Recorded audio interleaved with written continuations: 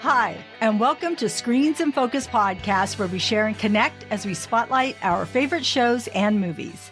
I'm Diana, and today we're talking about The Walking Dead Season 11, Episode 9, along with our recommendations on 1883, Coda, King Richard, and more.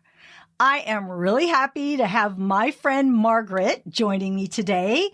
Hi, Margaret. How are you? Wonderful, Diana. How are you? I'm great. Good. I am really excited to announce to our listeners that we will be releasing the next 8 episodes weekly. I know we've been bi-weekly, but with the final season of The Walking Dead, we wanted to bring you these episodes weekly. And Margaret has graciously said that she will join me in bringing them to you. So I'm really happy you're here, Margaret. Oh, thanks. Me too. This should be a lot of fun. It will be. And, you know, we have been friends for a long time. And yeah, don't get specific. I won't. No. But we just love talking about movies. So I just can't believe you haven't joined me before now. I can't either, actually. Yeah, because we're always talking. I know, but being on the East Coast, it's a difference of time. And I'm a little ahead of you anyway. Yeah. So it was a joke. But you are. You're ahead of me. No. So the timing was probably one of those factors that you considered. Plus, being in person makes a difference, right? It does. We're doing this, well, everybody's used to doing the Zoom thing now, so it's the norm. However, it's still a little disjointed. But we're making it work, and I'm glad you're here. So I'm glad we're finally doing it. Me too. Okay, so I always like to start off with a question of the day. And so with this episode, we saw some intensity, some battles, and part of it was happening at Alexandria, and part of it was happening where the Reapers have been. So with Alexandria, it was pouring down rain. Everything was flooded. There was a breach, and the walkers were all over the place. And with the Reapers, they were firing those arrows at Maggie and Negan and the group. So my question of the day is, would you rather face Reapers and fiery arrows or walkers in water? Okay, so I guess I will be critical because I thought they should have pulled the table over to the window to hop up out in the basement, okay? So in that case, I would rather be there because it's a predictable sort of slow-moving object, right? Yeah. I mean, I don't know why it was so difficult for them to get out of that basement. But my thing was I would not have put bars. I would say don't put bars on your windows because that definitely makes it harder for you to escape even if you're like chained to a pipe or whatever. Exactly. Oh, that's so true. You know, I thought about this and I thought, oh, which one would I rather face? And I would be terrified to be with the walkers, but I thought being around humans and those fiery arrows and their guns and everything else they had, ooh, I don't know. Who could I bargain with better, right? The people or the walkers? Oh my gosh. You know what? I'm going to pick, I would face the fiery arrows. That's what I'm going to pick. So, hey, we're both on each side of the fence here. Yeah, opposing teams. I don't know. I don't think I don't understand how they got through that crowd without being detected. I mean, because at one point Maggie had nothing on, right? In the very beginning, she had nothing on when that guy was choking her and throwing her out in there to get skewered. Yes. And then they flipped and he got skewered instead. And I was like, how did she get up there in the first place with none of those walkers even detecting her? Because she didn't have the thing on. She wasn't draped in blood and guts. So it makes no sense to me. Are they becoming less sensitive to maybe dirty people? I don't know. Well, okay. So you're saying that with them, with the Reapers, but I thought the same with everybody in the water and how they were the walkers were trying to get to Judith and Gracie. I thought, how do they know they're in there? Can they smell? Yeah. I mean, everything's so watered down. I kept wondering how they knew they were in there. It wasn't like they were making noise. Can you smell them through all this water? So I don't think so. Well, yeah. So why were they so intent, these walkers, on breaking in and getting to them? So maybe it's movement. I don't know. Some of this stuff is not consistent, from the beginning, where they used to be so sensitized to everything, the walkers. And so it was like you couldn't even breathe. But now it's like they can walk amongst them with the little skin heads on and drape. So if they smell like them, that makes sense. But in the water, you're absolutely right. In the water, you don't smell. Yeah. Right? Especially if you're underwater. So. Yeah. Whew. Oh, that was a good conversation on our question of the day. So, listeners, friends out there, let us know what you think. You can leave us a comment on our website, any of our social media, or email screensandfocus@gmail.com. We'd love to hear from you. The links are in our show notes. Okay, so episode 9, No Other Way. I'm going to give a brief recap here and then we can dig into our thoughts about it. So I was happy to see that this episode picked up right where it left off in episode 8 with an intense battle between Maggie, Daryl, and the group against the Reapers. And we see that Maggie makes this pivotal decision that affects Negan and possibly Daryl. And also, I was curious to know if Maggie spared Leah for Daryl, but we'll talk about it as we dig in. We learn what happens to Alden and what happens to Judith and Grace after being trapped in the basement with the walkers in that water. We also get to see the continuing evolution of Father Gabriel. So, Margaret, tell me, what did you think of this episode and what stood out to you? It's interesting because it was so intense all the way through. But the thing that I think that stood out the most to me was Father Gabriel. And I'm not a Gabriel fan because he's always been kind of a wet dish rag. You walk all over him. He's a religious guy. So he can't really do a lot of conflict. And he's never, to me, made a mark in any of the episodes as strong as he did in this one, because he stood up to another man of the cloth. He willingly killed him. And it's interesting. I did a little research on Gabriel, the angel Gabriel, and they're the messenger. So that's Gabriel historically, because I'm not religious whatsoever, but biblically, Gabriel is the messenger. So he delivers these things, and he forewarns people of things. So it's kind of interesting. I wanted to see a correlation between what he did in this episode and maybe some religious connection.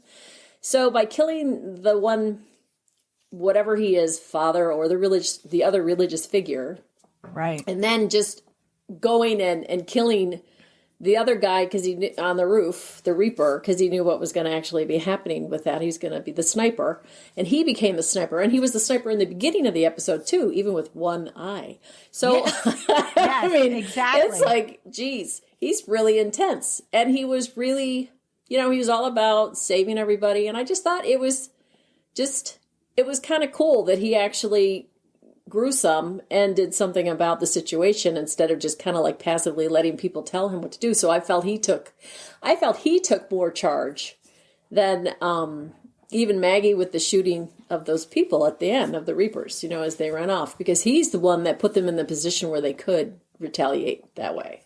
Yeah, exactly. So. Oh my gosh. So I want to let you know that you gave me my first chills already. So I don't get chills all the time, but when something strikes me, I get them and I mention them. And so when you said that you looked up Gabriel and that it meant the messenger, I just thought that was a cool thing. That's awesome to know. I love that.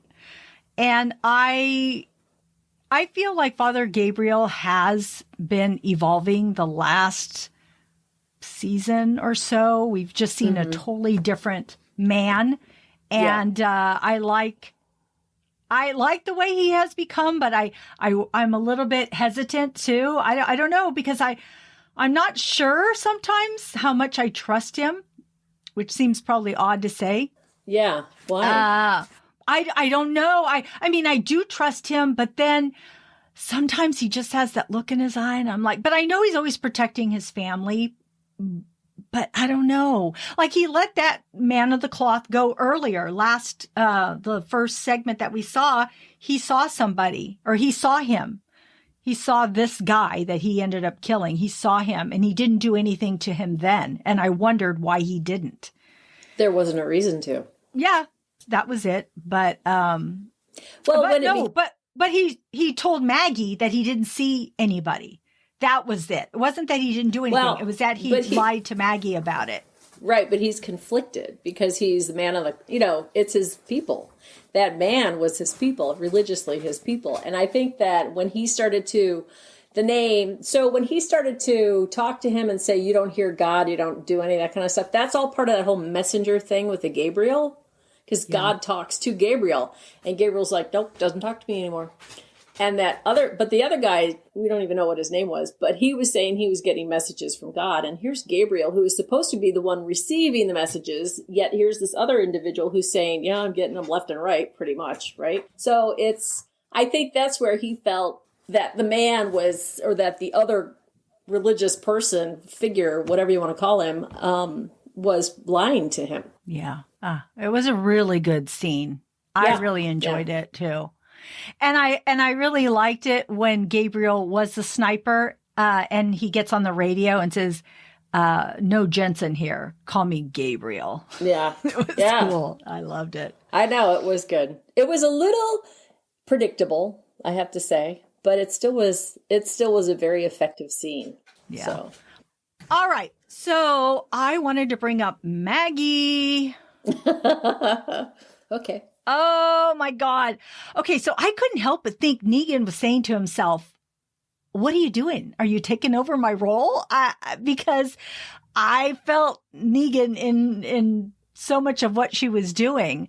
But before we dig into her decision and her headspace, the action at the beginning of the episode was pretty intense. And you brought up some of this when she was fighting with that one Reaper and he was trying to push her out, so that the arrows would hit her. Right. And, but she was like holding her own. And I thought that the fighting seemed very realistic. I mean, yes, she's a woman, he's a man, and he's pretty strong, but I felt that the way they had her fight him seemed realistic to me. I felt like she had honed in on some skills that she learned along the way and was using them. So I thought she was actually really badass in this. And I can't help but that word reminds me of Johnny Lawrence and Cobra Kai because he's always using the word badass. And I'm probably going to say it throughout this episode, but that's what I felt about Maggie. Because then she goes up to the building and she is with Negan and with Elijah, and Carver catches up with them and they all three start fighting and he's like throwing them around like rag dolls. And again, she's, to me, out of the three of them, seemed to be getting in the most kicks and punches and swings at him, even though he did knock her out. And thank God Negan had that bell and knocked him. I didn't understand that whole, he walks up with a bell. What is that supposed to mean? I mean, ring my bell? I mean, is it like one of those stupid things? Reference? Did he say? Well, I don't know. I think so, but it's kind of like the wrestling, ringing the bell, the wrestling thing. So it's just so, there are all these little subtle cues and subtle innuendos, and some of them are not so subtle, I guess, really, right? Well, it was good that he did that when he did that. So, because I thought to myself, man, he just punched Negan like once or twice and Negan was on the ground, right? And then Elijah was, he was already wounded and he... I know, he's crippled. Kicked him right in the... Yeah, he was on the ground. So... I'm surprised that he just didn't kill these guys. Why? I mean, if that's what nobody's leaving alive. That's what what's-her-face, Leah said. Nobody's getting out of here alive. And it's like, okay, well then why are we bothering to fight? Why don't you just, shoot them? Get rid of him. Right. Exactly. But then you wouldn't have a show. That's for one. But also Carver has been kind of this, jerk. And so, yeah, because Daryl came up and said something like he wanted to, because, at that point, I think Maggie went and got Elijah's weapon and went to kill him. And that's when Daryl says, don't kill him, even though I don't like this piece of shit, or something like that. He says something to that effect. But he says, we can use him to get us home. Mm-hmm. And so, which leads them to that Mike will make a noise. getting in the way of my excited. Of my talking. Your performance, yes. Yes, exactly. But so then there's that confrontation between the Reapers and our group, and that was pretty intense. But Daryl is able to make this deal with Leah and her group, but then Maggie goes to Elijah and he says something to the effect of, let's do it for Chelsea and the others. And that is when that switch is flipped and you hear the music intensify. And I thought, oh no, what's going to happen? And of course, Maggie grabs the gun and goes walking toward them and shoots both guys, and she shoots Leah. But after watching it a second time and they brought it up on the Talking Dead. Oh, they did. It makes me wonder. Yeah, it makes me wonder. That was one of the questions, was that did Maggie intentionally avoid hitting her straight on and killing her? And did she spare her for Daryl? And so I don't know. So. I don't think so. Because they were saying she got the two other guys. No, she didn't. Boom, she had to go. No, she had to kill the one guy with the lighter haired guy. She had to go back and shoot him in the head. So she missed. She missed him. She got the one. I mean, because they were kind of scattershot, right? So I think that what's her face just got lucky. Although Maggie was a good shot from right when she was introduced as a character, because living on the farm and using a gun was not. It was part of her deal, right? Right. Yeah. So she should have been able to kill everybody right on the spot. She didn't miss her. She hit her. She could have hit her better. But then she took off. So yeah, she did. I wanted to talk about Maggie for a moment because watching it the second time was so much more intense than the first time, I think, because I really watched every moment. And I couldn't help but wonder that I felt like it tied back to Negan and Glenn and how she felt powerless when Rick made the decision to allow Negan to live. And he made that decision because of Carl. And I still remember Maggie crying and saying, no, he has to pay. And then that time when she went back to kill Negan when he was in the jail, but she had seen how broken he was, and so she left. And in this instance, I felt as though she was listening to Elijah, putting herself in his situation, how he felt by losing all his family. And I think that she felt this is what she needed to do to protect her family and to not feel powerless anymore.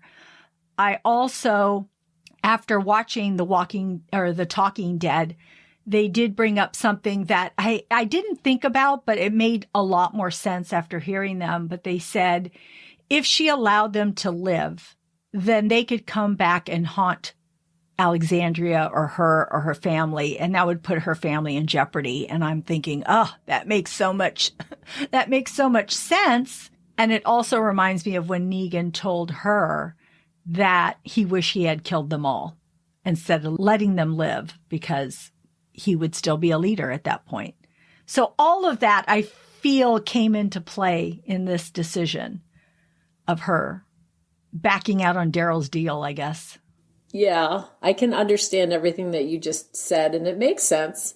And listening to the people, talking the Talking Dead show afterwards, it's always interesting to get the perspective of the actors and then, the people who are totally invested, the producer or whomever is there. But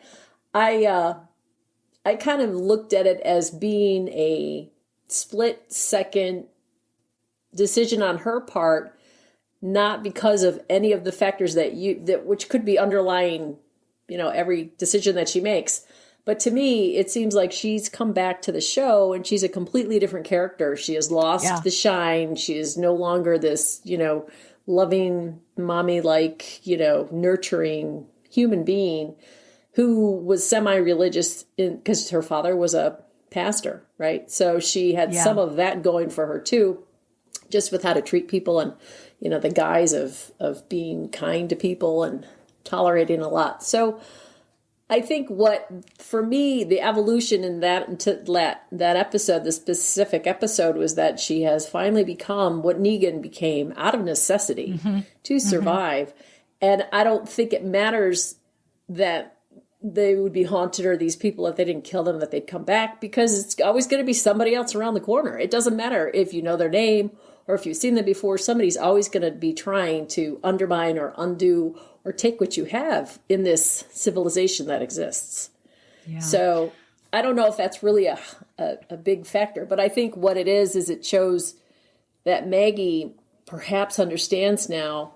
I don't think she's would kill Negan after what just occurred, all of that just occurred in that episode, because she connected with that same piece of Negan that exists, which is kill or be killed. So yeah.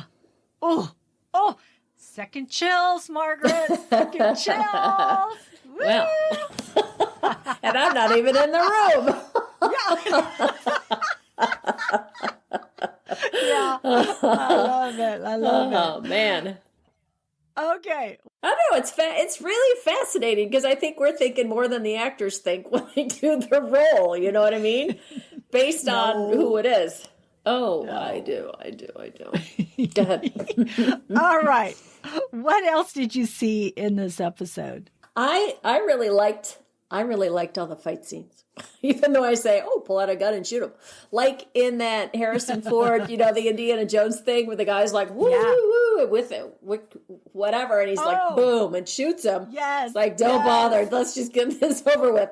So I think that they were clever. I thought everything was really cleverly done. I thought porn it's the same thing after a while, Sorry, you're drinking. Sorry. But I thought these were really unique kind of confrontations. And, you didn't really know where it was going to go. You didn't know Father Gabriel was going to stab that guy, right? Because it was just so slick. And, I liked the part where Daryl and the Reaper were in the classroom. And you had all the people on the other side of the door. And everything had to go really quick. So he broke his neck. So why didn't he do that in the first place? And then he hid behind the chalkboard, which the first time I watched it, I was like, where did he go? Where did he go? I didn't even realize, that there was a little indentation behind the chalkboard. So it was kind of cool that was sort of a surprise. And they just walked right past and he was able to hear what they were thinking. So it gave him an inside track to what was actually going to be coming around the bend, what these people intended or what Leah intended to have happen. So that's the other thing, that I don't think they weighed very well with the whole Maggie Daryl situation at the end, because he never really had a conversation to tell her, this is what I heard. This is what I know is going to happen. This is their intention. Maybe we should approach this differently. They just went the traditional route. Oh, we'll use this hostage. Then we'll see if that's our bargaining chip. And, it worked, but it didn't really work. Yeah. So for them anyway. But yeah, I liked the fight. I liked all the fighting scenes. I know, they're good. Yes, I like them too. Which brings us to Judith. So I am a huge Judith fan, and she was a little ass kicker here. And I was thinking, oh man, Daryl would be proud of his little ass kicker. She was protecting Grace, and she was kicking those walkers, and she was jabbing them with her boot. I mean, I just loved it. You could hear it. I could hear it. It's all kick, kick. I could hear it. I loved it. I loved the sound effects. They were great.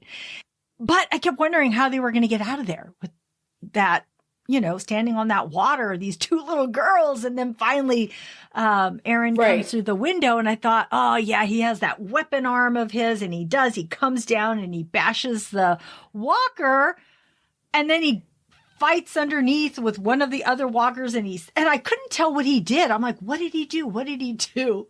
And it was that he smashed the walker's head. I was like, oh, that's what he did with it.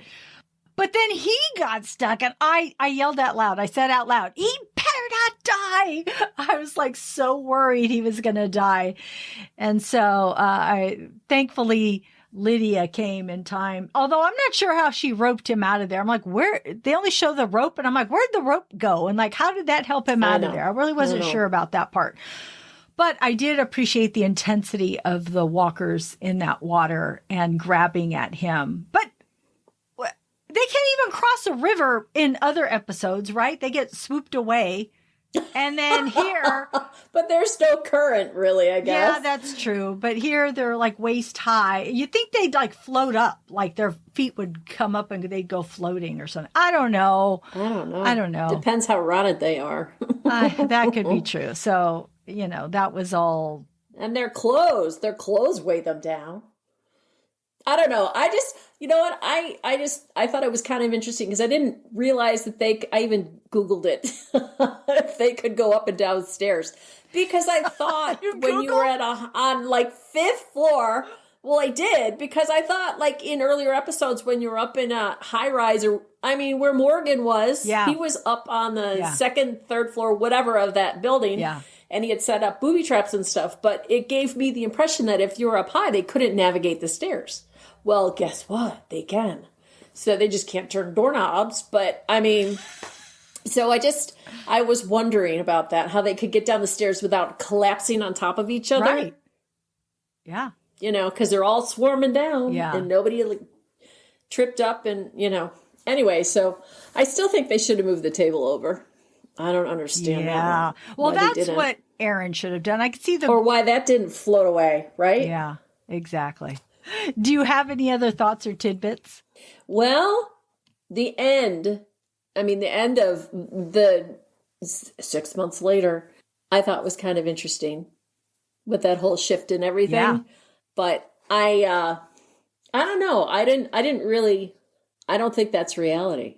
Because it just doesn't seem possible to me that especially Daryl, would go and become part of that bigger group when he's been such an independent individual all the way through, doing his own thing and wandering off. And then what about Dog? I mean, what? How does Dog survive? Yeah. He just showed up at the very end of that whole fight deal after they, killed everybody. And I'm very scattered, but I just don't understand. Rough, here he is. Where have you been hiding, Exactly. Yeah, so, that's true. Unscathed, no drool, no nothing. So I don't get that, but maybe they, I was going to say, maybe they tied him up somewhere, but you're right. Walker could have come and got him too. Maybe they put him in a car. But they just I don't know. But they don't even seem like the walkers don't even seem like they're very interested in eating the people they're supposed to be eating. The ones that are amongst them. So, right. Well, not here. But this is like in this vicinity. No. They are in Alexandria. Yeah. Yeah, I don't know. So I was confused. Maybe you can clarify. I was confused because some of the dialogue is a little muted, and maybe it's just my sound on my TV, but I couldn't understand some of the stuff that was being said. However, at the very end of it, I think one of the guys turned around and said to Maggie and the group, "Oh, now you can have, this is your home, or you can have this now." It's like a conquest. Like they wanted to get the space, the town or whatever their fortress. I mean, what does that mean? Because they don't care. They just wanted the food. That's interesting because I thought I heard that too, but I really wasn't sure what I heard. But now that you're bringing it up, I did hear him say something like that. And I wasn't exactly sure what I heard and what he was referring to either. Yeah, because it should have been like he should have been talking about the food. Yeah. And the food was theirs in the first place. Yes. So, I don't know. I just thought that was kind of confusing. But tidbits. I don't know. I thought the whole thing was really, even though I've been bashing it, I thought the whole thing was really pretty entertaining. You're not bashing it. I thought it was good. Yeah. Some things. So they're just subtle things that I think that they could have thought a little more thoroughly through and would have, just if they tweaked it just a little bit, it would have made a little bit more, been more consistent with the whole situation. So I agree about wondering about the end, but I didn't take it as a dream, and I don't know, maybe it is, but I took it as Daryl is a stormtrooper, and I thought, what? This is so not like you. And that just blew my mind. But there's got to be a reason. Yes. I mean, he must have an angle that he's playing. We're going to find out. This is 6 months later, right? It doesn't say 3 weeks. It says 6 months. So there's a lot going on that we don't know yet. So we're going to have to learn what that is. And when... but we're not... So all of that will be filled in. The 6 month period is going to be filled in. How do you think? With flashbacks, with conversation? I mean, it's so hard when you're on this line and then all of a sudden you take a detour and then you get back on the line and then you're like, well, what was happening between point A and point Z? Mm-hmm. And you just so you have to try and piece it together. It just makes it a little more convoluted for the person, the viewer, I think, to put it all together. Because they've done that before. Skipped. You're right, because not a decade, but 5 years. I really think that they're gonna have to tell us what. I hope that they start the next episode not at the 6 months, but then who knows? Maybe they do. I'm not sure how they're going to move forward from the storytelling. I didn't take it as they were going to start at the 6 months. I hope not, because I really want to know several things and what happened, but I don't know. But hey, I want to say something about the kids, but it's interesting because I feel like the kids are growing kind of fast. I feel like Judith looks different now. So, she does. It's like, she's a young lady. I was like, oh, wow. So maybe the 6 month is because of her, age difference. Because, as adults, yes, you age too, but it's not as significant as when you're young. So I don't know, but I wanted to say that when they came back to Alexandria and Jerry was surprised that so many people did not return. I couldn't even remember everybody that left, but he was really shocked. I know. Yeah, right? He was shocked that so many did not return, but I was surprised by Father Gabriel and Rosita's interaction because there was no hug. No, like, oh, I'm so glad you're home. They just talk and she seems so disinterested. I'm thinking, okay, aren't you guys together? What's happening here? I thought that was an odd interaction. But on the opposite of that, I loved Daryl and Connie's hugging, and he throws the apples and he signs to her that he's happy to see her. Oh man, that gave me chills too. I loved it. I loved seeing their interaction. Yeah. I agree with you about the Connie and the Daryl thing, because I thought it was heartwarming. It was. Because they do mean something to each other, and he is, he's included her in his circle because he seems to be so standoffish and so selective. Yeah. So when he does express any of that, it obviously matters to him. Right. But, what I was going to say, just to backtrack to the 6 month period, don't you think that they will be covering the 6 months at the other where everybody is? Where all the colorful people are? Yeah, the Commonwealth, yeah. Sorry, I'm not so good with the names. I'm a bad name person. But yeah, because we've been focused on this, and so now we've got to jump back to what is going on at the other location. Yeah. So hopefully, yeah, I'm sure they will. Yeah, I'm curious to see how Eugene got out of being arrested, because he was in a weird predicament there. And then all of a sudden now he's leading them to Alexandria. So I want to know what happened there.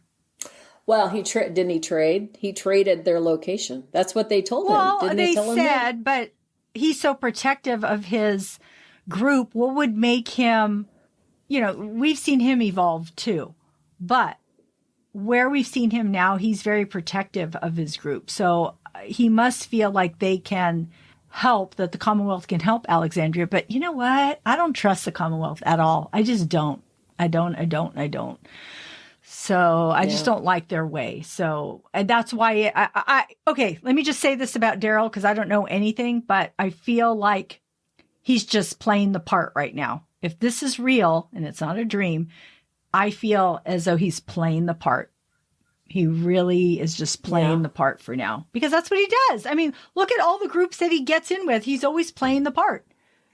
All the groups. He always pretends that he's with, just like he was just recently with the Reapers, and just like how he was with those guys back in season 4. I can't remember their name right now. So he's always pretending to be a part of a group. So I think he's just continuing that, that way of. He's a spy. Yeah, exactly. He's a spy. So we are at our segment, and the award goes to. So I would like to know, Margaret, what was your favorite quote, character, or moment? Moment. There were several. I think actually there are two that are very similar because they're very genuinely portrayed by the characters. Was Daryl with Connie and seeing her again. And then Alden and Maggie when he crawls up to her. And he doesn't even try to eat her, or do anything. I know. So you're wondering what's happening there, because she just he curls up in her lap and she kills him. And I just thought that was kind of interesting. But then her breakdown at the end was the sum total of everything that she had just done for the last however many hours or a couple of days or however long this is supposed to be taking place. And then Alden, I saw him just as a person talk in the Talking Dead episode, the finale. And they had him on, and the way that he speaks is so gangster. Out of the 40s, 50s movies, not 50s, but 20s, 30s, early on, how they talk, da-da-da. There's a certain articulation and speed or rhythm. And that's how he just is. And I thought that was so cute, because I thought, oh, you're not even trying. And to see him do this, and he's got a heavy accent. He does. Because he's Irish or something, right? I think so. Something like that. Or English. He's over there. And I just thought it was really he himself has this charisma just as a human being. So the character, anything that he gets into, he's going to probably have the same effect. But I really thought it was kind of a nice way to say goodbye to him with the Maggie thing. And I'm not even that glued into how people are related as far as friendship wise or romantically or whatever. But she, I think, really felt like she was taking care of him. And, was he in the group that when she came back, was he in her group, or was he existing? I don't remember. Did she bring him with her? No, he was already in the group. No, he was wasn't he part of the Saviors? And then, I don't remember. But he was not like a savior. And so then he was at Hilltop. So, so he's been there for a while. But my favorite quote, character, or moment, I would agree with you. It's Alden, but I wanted to pick something different because that was what you picked, and I totally agree. But, you're such a mommy. Well, I could have picked the same one and just highlighted my thoughts. But you know what? I wanted to give some credit to Daryl in this because I really feel like Maggie was, it was really about Maggie. And there's so many things that I love seeing how strong she was. But what I wanted to bring up about Daryl is I feel like the way Maggie is one way, and the way Daryl is another way. And that's the same way it is with everybody. You kind of fall on one side or the other, how you're going to lead and how you're going to be a leader. And what I really appreciate about Daryl is that he is in the moment about what is right and trying to get his family home, get most of the people home, and protect his home. So I really appreciate those things. And then that conversation that he had with Father Gabriel at that campfire that they had where we saw a dog. I just thought it was, I just really appreciate it because they were talking about choices. And I just feel like Daryl's always trying to do the right thing. And he's ready to kill, but only when it's necessary. So, but who really, so this is where Gabriel comes in with perhaps his history as being a priest. Who really has the right to decide or make that decision, right? Because everybody's bad. Yeah. Everybody's doing what they can to survive. So everybody's done every sin out there. Yeah. And so it's kind of like, so how do you know which side you should be on, really, or who you should side with? Because they could flip the switch and go in a direction that you may not be comfortable with, but you conform and you do it just to stay safe. Yeah. So there's a lot of conflict. That's what this is like a social experiment. I mean, it's a total conflict of everything you ever thought was right and just. You kind of have to not pay attention to what is acceptable or what society has dictated and do what you have to do. So, I mean, they steal food, they kill people, they ransack, they, break things. I don't know, they do all those things that are happening now in the country. So, for no reason. But anyway, I mean, it's like, oh, God. All right, Margaret. I would like to know, what are you looking forward to seeing in the next few episodes? I really I can't think of her name because I'm bad with names. What's her face with the fur coat? The pink fur coat. Oh, yes, Princess. I love her. I love Princess. That's why I can remember, because it's not a real name. She's hysterical. So I love her character. Yeah. And then I think I just want to see where she's going with that. Everybody else is just sort of bland to me because I'm so used to them. She's like new blood, so it's kind of fascinating to see how she's going to do her thing. And I don't know. I'm curious, really curious about the Commonwealth. I'm curious to really, because that's totally whacked. I mean, they're like Nazi-ish, right? With some of the stuff previously that has occurred. So especially with the class system that they have in place, which is sort of the hush-hush, don't talk about it kind of thing, but it's there. So I'm wondering, I mean, we have to learn a little bit more about how that place operates so we can make some connections.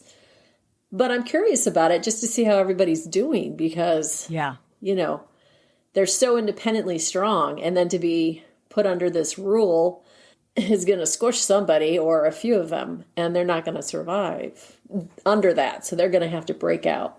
So that's probably why Daryl's there, is to help them break out. I think so. It's got to be, right? I mean, it makes me wonder because, we only have the rest of the season, and then hopefully we will see movies. Hopefully we'll see Rick. So this is all leading up to something, all leading to an end for The Walking Dead. So, I think, like we had said, Daryl's there to infiltrate.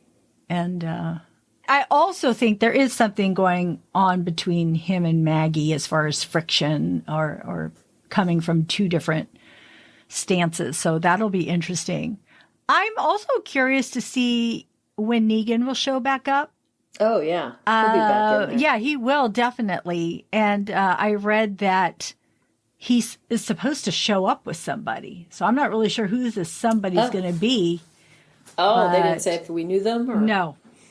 And so... It'll be from one of the other shows. I don't know. One of the other spin-offs. I don't know. Because he traveled up to Virginia or whatever. Show up with one of those kids. Oh, maybe he'll show up with Heath. the missing character that we haven't seen. That would be cool. Because wasn't Heath missing on the wall? You know that wall where they were looking for people? Oh my God. I think Heath was on that wall. I'm not really sure, but that would be really cool. Okay, so tell me, I would like to know, what have you learned about surviving in a zombie apocalypse? I learned that have tools at the ready so you can defend yourself. and plenty of food. I look at expiration dates and I keep relating it back to, oh, what if we have a zombie apocalypse? I can't use the sugar after 2025, that kind of a thing. So it's just kind of entered my head on a different level, just looking at things and projecting with, ooh, I wouldn't have sugar in the future, all these other things. So, well, I think what I learned from this particular episode was to expect the unexpected with people and with walkers. And I say that because I don't think I expected Maggie to do what she ended up doing. And even though I understand it now, but at the moment, I think I was surprised. And I think I was surprised because of the deal that Daryl had made. And so, which leads me into the other thing that I learned, which is you can't have more than one leader at one time. So it'll cause a divide. It will cause a divide, but it really kind of depends on what their role is within the group. So, because Gabriel up there on that roof, man, he was in control, shooting off, picking off everybody. Nobody, he was in charge. Well, so from that perspective, I see it in that regard. I mean, yes, you are in control of certain situations, but when I mean a leader, I mean the one making the decisions for the group. Because I feel like Daryl felt he was making a decision by bartering with Leah, and then Maggie came and did something completely opposite than what he had said and what he had in his mind set. So it's like, okay, who's the leader here? Is it going to be Maggie or is it going to be Daryl? Who's making the decisions for the group? And so, but it didn't work because what he wanted to negotiate a deal. And it didn't work because they were going to kill everybody anyway. Yeah, they were. You're right. They were. So so that's her logic is, might as well get rid of this scum now instead of wait around, like they said in the episode or the Talking Dead, waiting for them to come back in, and infiltrate or try to, get in somehow. And this Leo chick, she's bad news. She's dangerous. So we know she's back because she's in the previews. So she comes back in some form. Oh, I don't know if I saw that. You didn't see that? No. Okay. Well, I saw it. It was the previews I've seen just for the whole probably deal. And it's, she's a little ragged looking. So obviously she's been out there, but she comes back and I have to, and maybe Negan will come back with her. I doubt it. Oh, you never know. You never know. Well, oh my gosh. Okay. Now I've got all these little wheels turning. I can't wait to see it. All right, Margaret. Thank you for your insights for our first episode in part B. So I appreciate them. And there's a C, right? Because this was 2 of 3. So there's a C. Okay. Exactly. Yeah. So this continues. It does. All right. So besides The Walking Dead, I would like to know, what else are you currently watching? I love 1883, period. They didn't know how well I was going to do, right? So they released like a few of the episodes and then it went into once a week that they were releasing them when they found that they had like a huge audience over Christmas because everybody watched it over Christmas. So then I'm furiously looking to see how many episodes there are because usually, Yellowstone, which is, connected. Yes. I think they only put out 6 or 8 or something stupid, some minuscule amount of TV time. And 1883 I really love because I love the Wild West. I love that time frame. I love the craziness that occurs and it's very unpredictable. That's what I really, really like about it. And it's beautifully shot. Beautifully shot. And the music is great. It's just the whole package.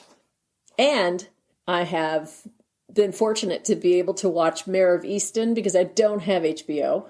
And I binged that. So I saw that was only, 6 episodes or something like that. But that's okay because I thought it was a long, recurring series. But it's not, I guess. It's just a little short, 6 episode and then it's done. However, the characters were so intense, so well played. I love Jean Smart. Jean Smart is like the queen of subtlety. And I really want to watch that Hush, or what is it that she's in? Hack. I really want to see that, which I plan to watch after we're done here, because I just have a great appreciation for her acting ability. Yeah. And of course, what's her face? The lead. What's her name? Kate Winslet. Kate Winslet. Yeah, she's good in everything she does. And I like that everybody was very raw and very rough and not polished. And it was it gave a really good sense of the town, Pennsylvania, number one, outside of Allentown, because they were naming some stuff. I had a roommate from Kutztown, and they mentioned Kutztown. And they're all kind of like blue collar, just very basically, community, but really everybody's in everybody's business. I mean, I found it was really a good slice of life for that part of the country and that part of the culture, our culture, the American culture. And I think I said Yellowstone. I just like Yellowstone because it just is intense and very strong women. That was the other thing. This guy, the Sheridan guy who does Yellowstone, what's his name? I forget what his name is. Sheridan is his last name. But he did the Yellowstone, and then this 1883, he's doing that as well. And it's just, he really puts women out there as strong characters, which I think is incredible. And they have good roles, aside from being strong characters. Yeah. So. What about movies? Have you watched any movies? I've seen so many movies. I've seen so many bad movies. I can't even get through 15, 20 minutes. I turn it off. But I did see a few that are up for Oscars, and I'm in SAG, so I get some of this stuff for free.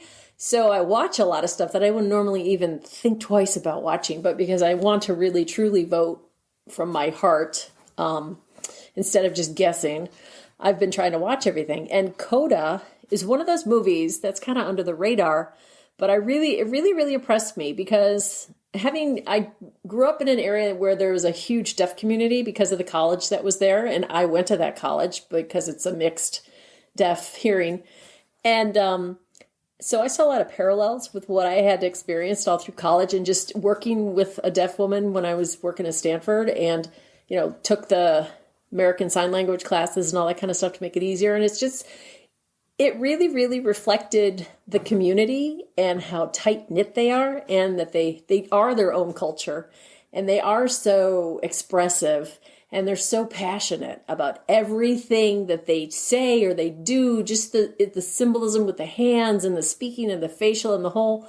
It's an art just to watch a deaf person, a truly deaf person, not an interpreter, but a deaf person talk, because they have so much to say, but they can't say it, but they have to express it through everything they've got. So the physicality is just unbelievable. And you really, I cried a lot through that because it was just so heartwarming and so sad and just so, I don't know, defeating and frustrating, and because they highlighted every aspect of these people's lives. And I just thought it was really beautifully done. And then I guess I really liked, I saw King Richard and really enjoyed that. I didn't really know what the deal was with Venus and Serena, and that there were 3 other sisters. I didn't know they were in Compton. I didn't realize that. But I've lived in LA, so it was kind of interesting to see that at that time period, which is when I lived there, because it was during the whole OJ, Rodney King, the whole, the ugliest time for that city. So it was really kind of interesting, just learning the facts and seeing how he pushed them and how the community came against him because he was trying to make something of his kids, not letting them just be out on the street and doing whatever. Right. So, I mean, it was a lesson. And Will Smith did an incredible job. The girls did everybody did an incredible job in that film. And it could have turned, in the very beginning, it could have turned another way had he killed that guy, the gangster who is keeping them from practicing on the crappy tennis courts, in the community park. So it was interesting, just historically, from that time period. It was interesting. And then the other one was the Shang-Chi, which is the 10 Rings, the Asian Marvel comic hero guy.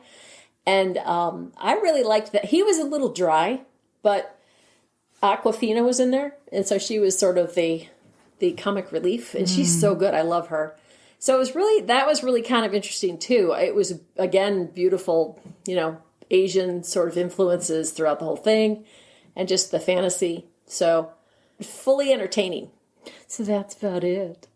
Wow. I love all your recommendations. I actually have seen all of these except for Shang-Chi. That's the only one I have not seen yet. But I second everything you said. Mare of Easttown is so good. Yellowstone, Coda, King Richard. So I totally agree.